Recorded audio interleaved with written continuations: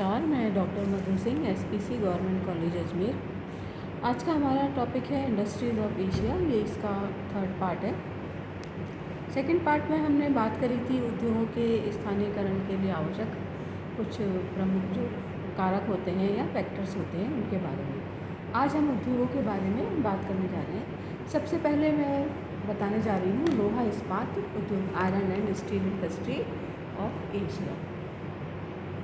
लोहा इस्पात उद्योग जो है वर्तमान जो हमारा मॉडर्न इंडस्ट्रीज़ है उसमें ये जो है सभ्यता का आधार है, क्योंकि लोहा जो है उसमें बहुत सारे गुण होते हैं।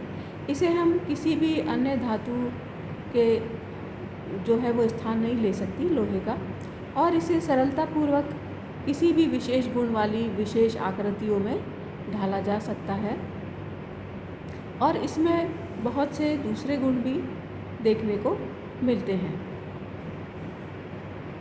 क्योंकि लोहा जो है वो किसी भी विशेष गुण में आकार वाली वस्तुओं में ढाला जा सकता है। ये एक कठोर लचीली धातु है और इसके साथ साथ ही ये अपेक्षाकृत मजबूत है, टिकाऊ है, सस्ता भी है, और सभी भागों में विश्व में जो है लोहा इस्पात उद्योग के विकास की आवश्यकता रहती है, और ये आधुनिक औद्योगिकरण का प्रमुख आधार भी है।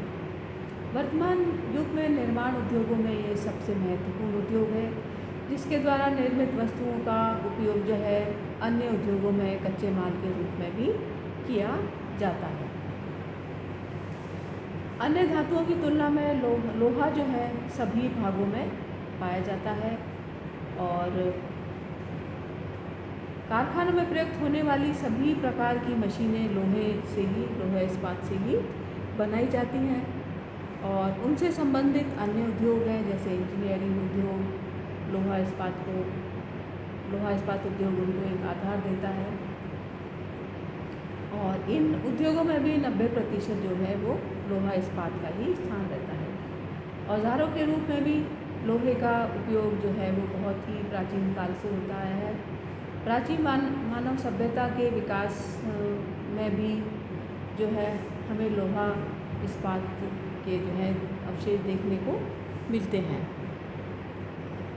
लोहे के औजारों का प्रयोग तो बहुत प्राचीन काल से होता ही आ रहा है, और भारत में जो है इस्पात बनाए जाने की जो प्रक्रिया है वो बहुत ही पुरानी है। मतलब हमारी जो पुरानी सभ्यताएं हैं, मोहनजोदड़ो, हड़प्पा, उस समय भी भारत में इस्पात बनाया जाता था। जबकि उस समय विश्व के जो अन्य देश थे, यूरोपीय देश, जर्मनी, फ्रांस, ब्रिटेन आदि में इसकी जानकारी नहीं थी। लेकिन उस समय भारत में जो है इसका निर्माण बहुत पहले से ही भारतवासी जो है इस्पात बनाने की कला को जानते थे। इसका उदाहरण हम भारत में देख भी सकते हैं। दिल्ली में जो हमारी कुतुब मीनार है उसके निकट एक लौह स्तंभ जो है, जो कि कहते हैं सम्राट चंद्रगुप्त के राज्य में बनाया गया था, वो आज भी वर्षों की जो हम कह सकते हैं कई सारी चीज़ों को वो झेलता हुआ आया है, और आज भी वो हमें देखने को मिलता है। तो अब लोहे से जो है इस्पात लोहा अयस्क को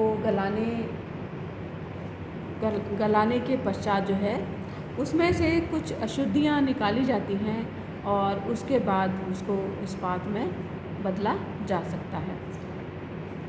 अब ये जो प्रक्रिया होती है जिसे हम कहते हैं, जिससे हमें जो पिग आयरन प्राप्त होता है, या इसे हम कहते हैं ढलवां लोहा जो है हमें प्राप्त होता है। लोहे की जो कच्ची धातु को है वो कोक होता है या जो चूना पत्थर होता है उसके साथ उसे पिघलाया जाता है, और उसमें रद्दी लोहे का प्रयोग भी किया जाता है, और फिर उसके बाद उसे पिघला करके उसमें से जो स्लैग होता है या जो मैल होता है उसे निकाला जाता है, और जो कार्बन डाइऑक्साइड है वो गैस बन के बाहर निकल जाती है, और इस प्रकार हमें पिग आयरन जो है वो प्राप्त होता है। अब इस पिग आयरन से जो है स्टील का निर्माण किया जाता है या इस्पात का निर्माण किया जाता है। इस पिग आयरन को फिर दोबारा से जो है पिघलाया जाता है और इसमें कई अन्य मिश्र धातुएं मिलाई जाती है, जिससे कि अलग अलग प्रकार का इस्पात तैयार किया जाता है, जिसे हम फेरो अलॉय कहते हैं। जैसे कि इसमें निकेल मिलाया जाता है, क्रोमियम, मैंगनीज और टंगस्टन, कोबाल्ट, वेनेडियम आदि अलग अलग प्रकार की मिश्र धातुएं मिलाई जाती है और उनसे अलग अलग प्रकार का इस्पात जो है वो बनाया जाता है। प्राचीन काल में जो है इस लोहे इस्पात का जो निर्माण किया जाता था वो एक बहुत ही पुरानी प्रक्रिया से किया जाता था, जिसमें कि कच्चे लोहे के साथ में कच्चे लोहे को लकड़ी की से पिघाला जाता था, मतलब लकड़ी के कोयले का उसमें प्रयोग किया जाता था और वो एक बहुत ही पुराना मेथड था और उसमें वो जो प्रक्रिया थी बहुत एक लंबा समय लेने वाली प्रक्रिया थी और लेकिन उससे जो इस्पात तैयार होता था वो बहुत ही अच्छी क्वालिटी का होता था, लेकिन उसकी लागत बहुत अधिक आती थी। उसके पश्चात 1856 में एक जर्मनी द्वारा एक प्रक्रिया काम में ली गई, जिसे हम बेसिमर प्रोसेस के नाम से कहते हैं। इसमें जो है स्टील का निर्माण, लोहे से स्टील का इस्पात का निर्माण जो है वो बहुत ही तीव्र गति से होने लगा और उसके उत्पादन में हमें बहुत ही अधिक जो है उसकी इस्पात बनाने की जो सुविधा मिलने लगी। फिर उसके बाद एक दूसरी प्रक्रिया आई जिसे हम कहते हैं ओपन हार्ट प्रोसेस। ये 1886 में ये प्रक्रिया सैमसन मार्टिन के द्वारा जो है वो अपनाई गई तथा इसके पश्चात कई अन्य प्रक्रियाएं भी आई। तब बेसिक प्रोसेस आई, फिर electric process I. Electric process में जो था जिन देशों के पास कोयले की कमी थी और कच्चे माल के रूप में कोयला उपलब्ध नहीं था, उन्होंने इस प्रक्रिया को अपनाया।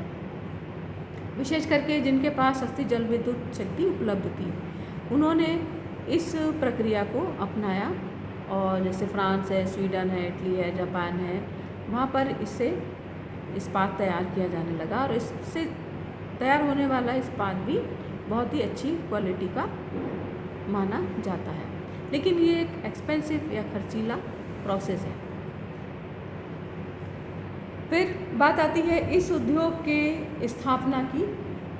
तो इस उद्योग की स्थापना में जो सबसे प्रमुख जो कारक है वो है कच्चा माल, और कच्चे माल में हम कह सकते हैं कि लोहा खनिज, कोयला, चूना पत्थर, मैंगनीज आदि जो हैं वो इसके प्रमुख कच्चे माल हैं, जिनका कि उपयोग इस उद्योग में अधिकतर किया जाता है। इस उद्योग को प्रभावित करने वाले सारे ही कारक महत्वपूर्ण हैं, लेकिन लोहा है, कोयला और बाज़ार सबसे अधिक महत्वपूर्ण है और इसी कारण इस उद्योग की स्थापना जो है अधिकतर कच्चे माल के स्थान पर ही शुरुआत में देखने को मिलती है, जहाँ पर कि ये कच्चे पदार्थ पाए जाते हैं।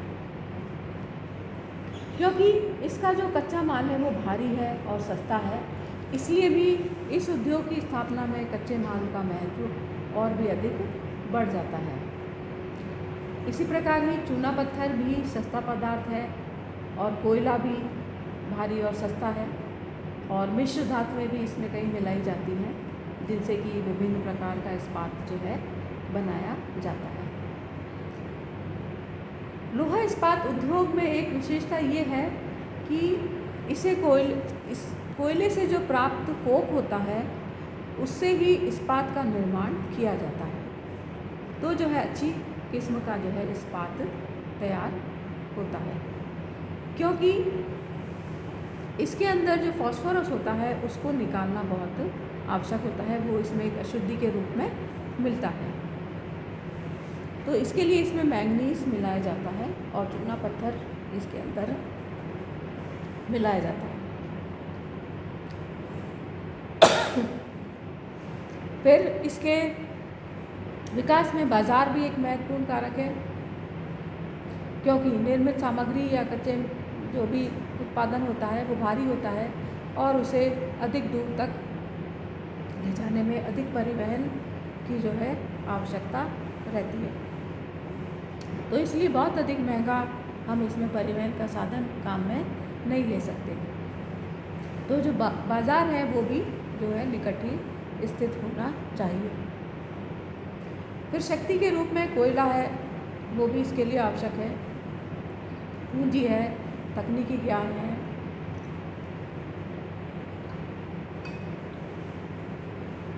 वो भी लोहा इस्पात उद्योग के लिए बहुत ही एक महत्वपूर्ण कारक है। अब एशिया में लोहा इस्पात उद्योग का जो विकास है, इसके जो प्रमुख क्षेत्र हैं वो हैं, सबसे पहले हम चीन की बात करेंगे। तो वर्तमान समय में चीन विश्व का एक बृहद, हम कह सकते हैं, लोहा इस्पात उत्पादक देश बन गया है और यहाँ पर इसके विकास के लिए लगभग सभी सुविधाएं जो हैं वो उपलब्ध है, चाहे वो कच्चा माल हो या हम कह सकते हैं शक्ति के साधन के रूप में कोयला हो, बाज़ार है, वो सारी सुविधाएं यहाँ पर उपलब्ध हैं। चीन में लोहा इस्पात उद्योग का जो केंद्रीकरण है वो 3 प्रदेशों में अधिकतर हुआ है। पहला है उसमें दक्षिणी मंचूरिया चीन का प्रमुख इस्पात का क्षेत्र है। दक्षिणी मंचूरिया,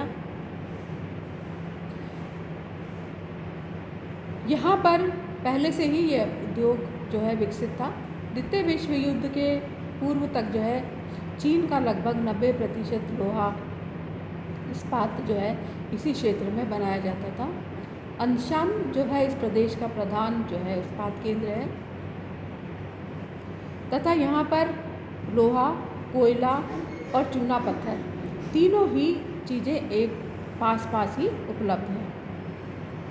तो कच्चा माल को एकत्रित करने की दृष्टि से ये जो स्थिति है बहुत ही महत्वपूर्ण है। इसके समीप ही फुशून, पेचिवू, मुकडेन आदि स्थानों पर इस्पात के कारखाने स्थापित किए गए हैं। तो इस तरह से ये एक जो है ना एक विशाल जो कॉम्प्लेक्स के रूप में इस क्षेत्र का विकास हुआ है लोहा इस्पात के रूप में। फिर है उत्तरी चीन।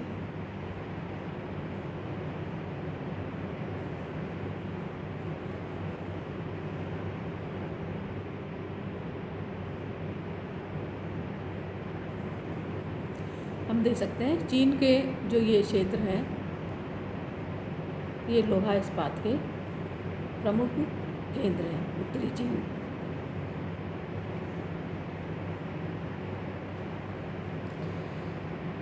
उत्तरी चीन में लोहा इस्पात के जो कारखाने हैं वो अधिकतर कोयला क्षेत्रों में स्थापित किए गए हैं। यहाँ पर शांतुंग, होपे, शांतिशेंसी जो एक बहुत बड़ी लोहा इस्पात उद्योग के केंद्र के रूप में विकसित हुए हैं, जिसमें टिएनट्सिन, तानशांग, शिएजिंगशान, ताइहुआन, ताओ तोप आदि प्रमुख जो है वो लोहा इस्पात के केंद्र हैं। यहाँ पर कोयले के विशाल भंडार है। यहाँ पर जो है लोहा इस्पात उद्योग के केंद्रीकरण का कारण है कोयले के विशाल भंडार और उच्च कोटि के कोयले की प्राप्ति। इसके कारण इस्पात की जो है वो उत्पादन लागत बहुत कम हो जाती है और खनिज जो लोहा है वो यहाँ पर बिखरे हुए क्षेत्रों में उपलब्ध है। बीजिंग, पेकिंग इस्पात के में भी कुछ लघु छोटे पैमाने के कारखाने हैं। प्रमुख केंद्र है यहाँ का पाओ तोप, जहाँ पर कि इस्पात के प्रमुख बड़े बड़े कारखाने देखने को मिलते हैं। फिर है तीसरा जो क्षेत्र है वो यांगटीसी की घाटी है। इस प्रदेश में लोहा इस्पात के कई छोटे छोटे क्षेत्र हैं, जिनमें कि इस क्षेत्र में अधिकतर लोहा इस्पात उद्योग का विकास कोयले के कारण हुआ है। कच्चे माल को एकत्रित करने के लिए यांगटीसी जो रिवर है उससे सस्ते जल की सुविधा उपलब्ध है तथा पश्चिमी भाग में वुहान इस प्रदेश का प्रमुख इस्पात केंद्र है। वुहान के अतिरिक्त मानशान, हुआंगशिन, हेंकाऊ तापे, शंघाई आदि प्रमुख केंद्र हैं। ये जो क्षेत्र है।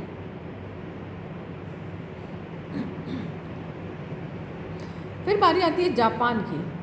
वर्तमान समय में लोहा इस्पात के उत्पादन में जापान का स्थान द्वितीय है। जापान में विश्व का वृहत्तम इस्पात उत्पादक देश भी रह चुका है, लेकिन विश्व के कुल उत्पादन का 6% जापान से प्राप्त होता है। यहाँ लोहा, अयस्क और कोयला के विशाल भंडारों का अभाव है और इस कारण यहाँ पर अधिकतर जो है उद्योग का विकास जो है आयातित लोहे और स्क्रैप बेस्ड इंडस्ट्री के रूप में किया गया है। इसी कारण जो है अधिकतर कारखाने जापान में जो है लोहा इस्पात के समुद्र तटीय भागों में स्थापित किए गए हैं, ताकि आयात निर्यात की सुविधा आसानी से मिल सके। यहाँ के प्रमुख केंद्रों में है, सबसे पहला है उत्तरी क्यूशू क्षेत्र। इसमें यवाता क्यूशू ही महत्वपूर्ण जापान का सबसे उत्पादक केंद्र है। इसके समीप मोजी, तोबाहा, तोबातो, शिमोनोस्की आदि इसके प्रमुख क्षेत्र हैं। इसके दक्षिण में लेकिन काफ़ी दूर स्थित नागासाकी में भी इस्पात का कारखाना तैयार किया गया है। फिर है ओसाका कोबे, हंशु द्वीप के दक्षिणी भाग में पूर्वी तट पर स्थित इस क्षेत्र में लोहा इस्पात के उत्पादन केंद्र ओसाका, कोबे, अमागास्की, हिरोहिता, सकाई आदि प्रमुख क्षेत्र हैं।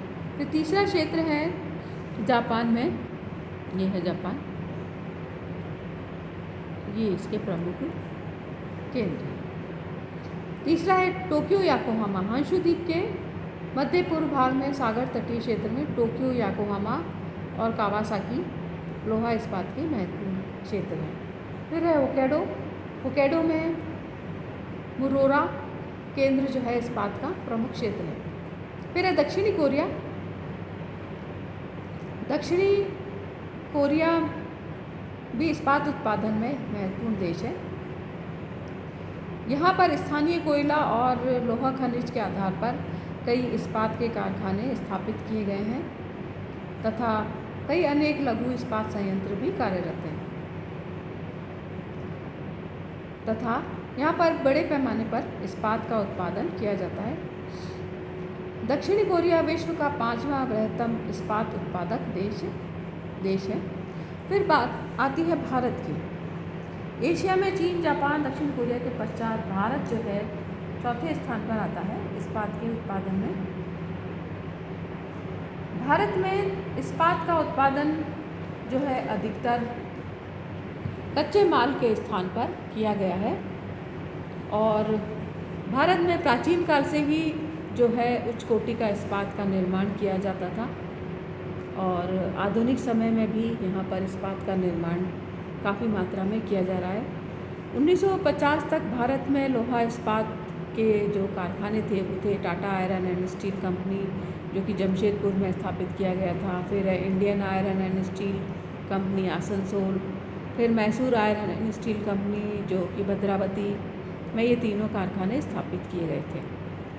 स्वतंत्रता प्राप्ति के पश्चात भारत सरकार ने विदेशी पूंजी के सहयोग से 3 और बड़े कारखाने जो स्थापित किए, दुर्गापुर, रूरकेला और भिलाई में स्थापित किए गए और उसके पश्चात सोवियत संघ की सहायता से बोकारो में देश का एक प्रमुख इस्पात संयंत्र स्थापित किया गया। इसके पश्चात सलेम में तमिलनाडु के, विशाखापट्टनम में आंध्र प्रदेश और विजयनगर में भी इस्पात सरकारी क्षेत्र में इस्पात के कारखाने स्थापित किए गए। उड़ीसा में भी दैतारी में जो है संयुक्त क्षेत्र में इस्पात के कारखाने स्थापित किए गए। बड़े कारखानों के अतिरिक्त निजी क्षेत्र में बहुत से लघु इस्पात संयंत्र भी कार्यरत हैं जो कच्चे लोहे और स्क्रैप के आधार पर जो है जिनसे कि इस्पात तैयार किया जाता है। एशिया के अन्य देशों में टर्की में भी कुछ इस्पात का निर्माण किया जाता है। Thank you.